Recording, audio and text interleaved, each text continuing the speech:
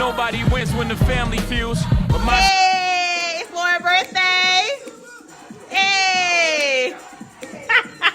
Hey. Y'all.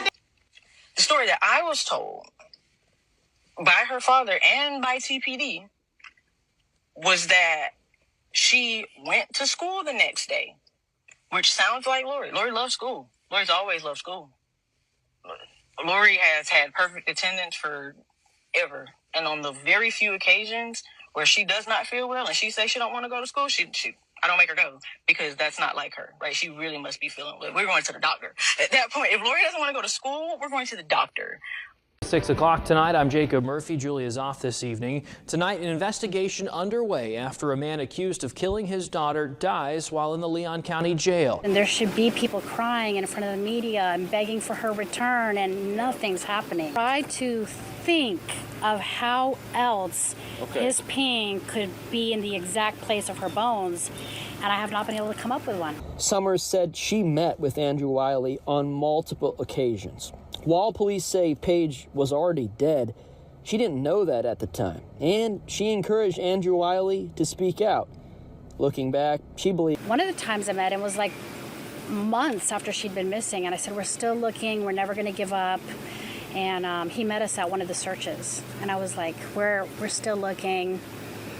And I thought I was comforting him. Fam, what's considered justice to you? Death or jail? Let's be real. Some say it's two types of justice. It's people who don't believe jail is justice. They wouldn't wish jail on their worst enemy. And depending on your religion, you might be familiar with the quote, God work in mysterious ways. Because what if I told you that it's a situation that warrants both? And quite frankly, the audience wouldn't be mad in neither scenario. And if that's the case, what if I told you that your dad had crossed the line? Where you go from there? Now, the harsh reality is that there's many ways to die. And sometimes, quite frankly, people don't care how you lost your life based on the actions you did while living. Well, fam, today in this video, the suspect we talk about today, where I'm from, would be considered a wild individual. This whole story messed up on many levels. We're talking about a once correctional officer, a man who was supposed to protect and enforce the law, but also his family. Allegedly got his 12-year-old daughter pregnant before taking her life to try to cover it up. And the crazy part is that this wild individual was sitting in jail waiting to go to trial, with everyone familiar with this case wondering what was the true motive. As crazy as it sounds, to his defense, he never truly admitted why he did it.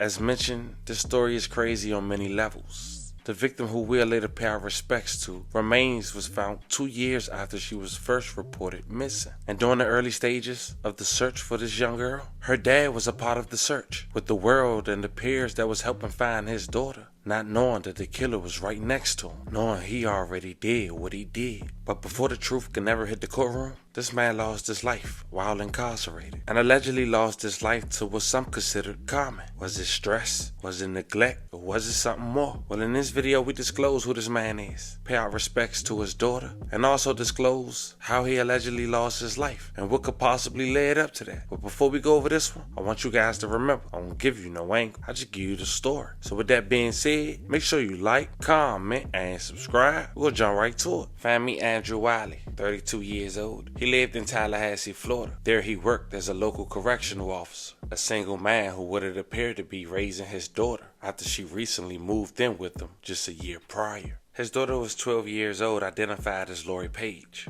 She was a middle school student who, according to her teachers, thrived at school. This was Lori last year at her school for her birthday. Hey, it's Laura's birthday. Hey. Hey. Y'all dance with Lori. Y'all so lame.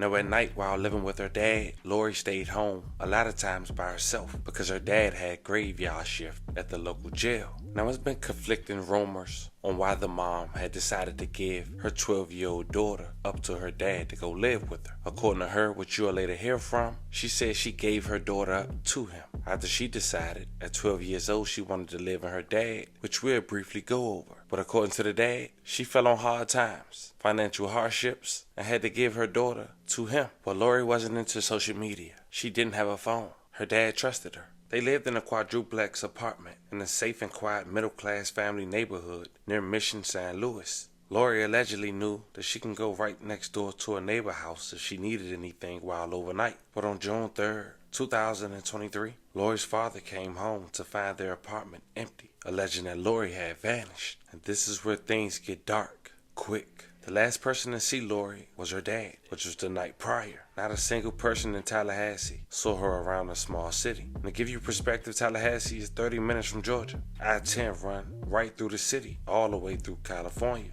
It's not hard to get out the state quickly. Now at that time, Tallahassee, Florida police had stated that she ran away, but Lori's mom had disagreed. She wasn't going for it and said there was no way. She mentioned to police that Lori had no true motive to run away. And it's important to know this. The date that the dad had said he last seen Lori might not truly be the last day she was seen alive. At the time, that might have been part of his alibi, knowing that he went to work the following day. Who's to say that this didn't happen, or she didn't go missing, or lost her life rather, 2 to 3 days prior? Prosecutors believe Andrew Wiley killed his daughter June 1st, 2023 in Georgia. The next day, they believe that Wiley allegedly disposed Lori's body in a wooded area near Merrily Plantations in Thomas County, Georgia. They also mentioned that he purchased a one-way airline ticket to Puerto Rico that day, but ultimately did not leave the country. And then June 3rd, as mentioned today, that Lori's dad had reported her missing, claiming she vanished overnight with her backpack while he was at work. Mid-late 2023, a multi-state investigation unfolded due to the inconsistencies in Lori's dad's story. And then the next year, February of 2024, authorities seized Wiley's phone, discovering suspicious internet searches about remote locations and how to dispose of a body. Yet and still during this time, Lori's dad will hold up an image and even go with others to try to look for his daughter's alleged body. We're never going to give up.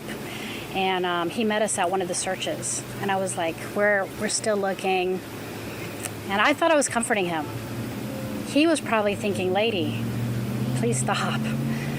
But I never, I didn't think it was him. Now the dad wasn't arrested yet, and I don't know if the mom knew, but suddenly she would go to the public and speak out. And it was kind of shocking because people didn't hear from her at first. Apparently, according to Lori's mom, she lived over 500 miles away. And as mentioned, she apparently let Lori move with her dad just a year prior to the incident of Lori going missing. According to the mom, she just randomly said she wanted to live with her dad. And let's be real, fam. Knowing what we know now, we can only assume he was grooming his daughter since the age of 11. The mom said she respected her daughter's age and decision and granted that wish. Looking back at that decision, the mom go to Facebook Live to vent about how she feel. But she also pointed out a prior incident that I'm assuming within the 1 year time frame of living with her dad. In this live, Lori's mom mentioned that once before this incident, she got a phone call with someone mentioning that her daughter was missing. But Lori showed up to school the next day, but this time she didn't have on any shoes.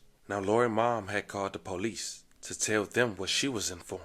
The police decided to canvass the school and noticed Lori was picked up by her father, and that was it. But like any normal mom, Lori's mom wasn't cool with what happened. Her antennas went up, and she decided to go drive 500 plus miles to go visit her dad's apartment. But once at Lori's dad's apartment, they instantly got into an argument. And then the story that they told, I said, well, what? Where was she? The story that I was told by her father and by TPD was that she went to school the next day, which sounds like Lori. Lori loves school. Lori's always loved school. Lori has had perfect attendance forever. And on the very few occasions where she does not feel well and she says she don't want to go to school, I don't make her go because that's not like her, right? She really must be feeling well. We're going to the doctor. At that point, if Lori doesn't want to go to school, we're going to the doctor. So she went to school, and the story that I'm told is that she didn't have on any shoes. Now, as a teacher, as someone who has taught, I have taught in public school, if a child comes in and doesn't have on any shoes, and I know was missing, I have questions. And so what they told me was that the dad picked her up from school and they went home. Like that, I just would like to speak to Lori. I just want to speak to Lori. And Lori comes, me and Lori have the conversation. Her dad is present. We had the conversation. She expressed that she had some very big feelings. She expressed her frustrations with me. She aired out her grievances. Yes, I did peacefully go and check on my child. I looked for TPD to help with that. And they didn't. They left. And so because he was upset with me, he called the cops on me for showing up at his house. I knocked on the door. I did not kick his door in. I was not confrontational with him. We don't have to talk. Like I said, I was assaulted. I don't have a lot to say to you. So, but now she feels like I don't care about her and that I abandoned her because you won't answer the phone?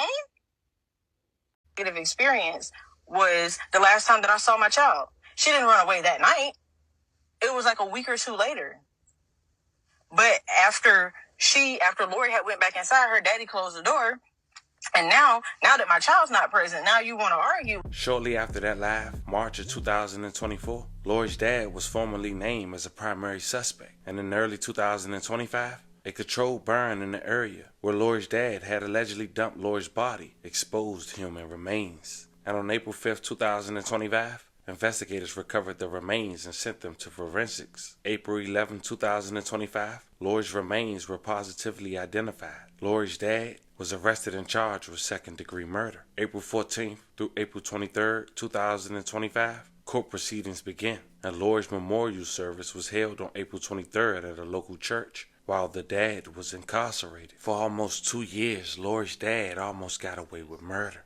And when it came to Lori's dad, Andrew, as mentioned on the 11th, he was booked in Leon County Detention Facility, a place he once worked after being charged with murder. April to June 2025, he was held without bond and barred from contacting family members. Authorities continued investigating the circumstances of Lori's death. Just 2 months later, only weeks before trial would begin, June 20th, 2025, a medical examiner determined that Wiley died from pulmonary embolism, a natural cause. And for those who wondering when it comes to jail and prisons, it's common for people to die from stuff like PE. And what's wild about it is that a lot of times, it don't even gotta be something you was born with. It could be caused by a number of different things, especially in that environment. You see, PE is basically a blood clot that travels up to your lungs and blocks your blood flow. Now in jail, folks be sitting around for hours, sometimes days, with no real movement, locked in cells and stuck on bed rest after a fight or injury. That's one way it happens. But it ain't just that. Sometimes it's straight up neglect, like somebody complaining about chest pain, swollen legs, or trouble breathing. Nurses and COs will brush it off. But nonetheless, Lori's dad said even though he died from PE, it was a natural cause, and there was no evidence of trauma or foul play. And on June 23, 2025, Wiley's death was publicly announced. Prosecutors confirmed that the case could no longer proceed. Thank you for joining us tonight at 6 o'clock. I'm Jacob Murphy. Julie has the evening off. What happened to Lori Paige? The question echoed across Tallahassee for nearly 2 years. We got an answer in April when police charged her father, Andrew Wiley, with killing her and dumping her body. Then the question became why. Tonight, we have an answer that's very tough to take. The state attorney says Wiley sexually assaulted 12-year-old Lori. Our Matt Hoffman was the first to speak with Jack Campbell today after Wiley's death in jail last week. Matt?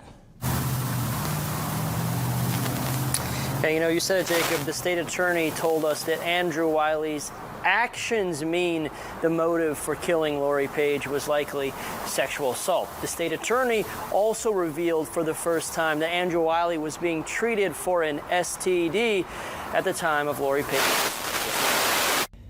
The criminal case against Andrew Wiley is now over after he died in jail on June 19th. State Attorney Jack Campbell said the investigation is also over unless new information comes to light. Right now, the evidence suggests Wiley acted alone. Unfortunately, deal every year with sexual abuse where people do impregnate children and even their own children. If he had gotten her pregnant, if he had given her a venereal disease, those would be hard things to explain. Andrew Wiley's brother told us he planned to defend himself at trial. The defense was going to say that Lori Paige was seen after police said she died. Campbell, though, said the evidence against Andrew Wiley is strong. Were there signs that she was suffering? Yes. Is there somebody who I feel is responsible for not catching it? No one else other than Andrew Wiley was responsible for what happened to Lori Paige. Prosecutors considered charging him from the outset, even without recovering Paige's body. but a so-called no-body murder case would have been difficult. It's the possibility that he could have, instead of killing her, he could have injected her and put her into a human trafficking area. Prosecutors said this was likely never going to be a death penalty case because they just can't say precisely what happened to Lori Paige in the final hours of her life. You know, the biggest evidence in the case was his phone leading us to this plantation where her body was eventually found, which really doesn't make any sense that he would be there at that time in that area, other than him disposing of her body. Now, the state attorney told us he has, of course, heard the conspiracy theories around Andrew Wiley's in-custody death. He said he will consider any new evidence, but he also says he trusts the medical examiner who found the cause of death was natural and due to a pulmonary embolism. For now in Tallahassee, I'm Matt Hoffman, WCTV Eyewitness News. All right, Matt, thank you.